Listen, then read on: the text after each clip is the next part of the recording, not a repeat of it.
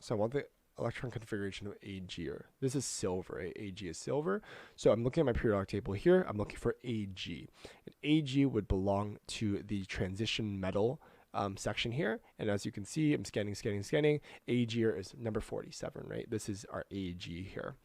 So I'm going to look at our the electron configuration for Ag. So if I were to write starting from the 1s kind of orbital here, Ag would be, let's see, 1s2, 2s2. So yeah, 1s2 for these two electrons here, 2s2 for these guys as well. I have 2p6, which is for this block here, 2p6. I have 3s2 for the next block. 3s2 is these two guys here.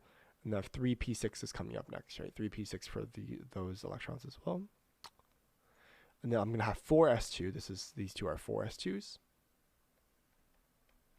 And then after 4s2, I have this entire block here. This block here is our D block. And we don't actually do 4D block. This is a 3D block here. So this is 3D10.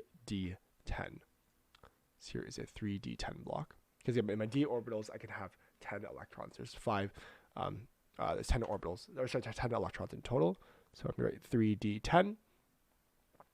And then these guys here are going to be my 4p6 orbital, 4p6, right? So this is just 4p6.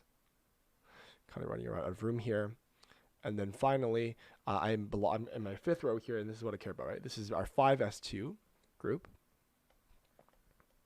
And then this here is my D block. And silver, as you can see, resides in my D block on the second last one, right? So you can count 1, 2, 3, 4, 5, 6, 7, 8, 9. This is the 9th electron here. And this here, instead of my 3D10 block, this here is a 4D10 block. So this would be 4D9 for the 9th electron here. So it's 4D9. And this here is the electron configuration for silver. So 1s2, 2s2, 2p6, 3s2, 3p6, 4s2, 3d10, 4p6, 5s2, and then 4d9. So as you can see here, the solution here is correct. They wrote 1s2. They wrote basically the exact same thing as I did as well. So this solution here is correct. And this analysis is good as well. So solution here is correct.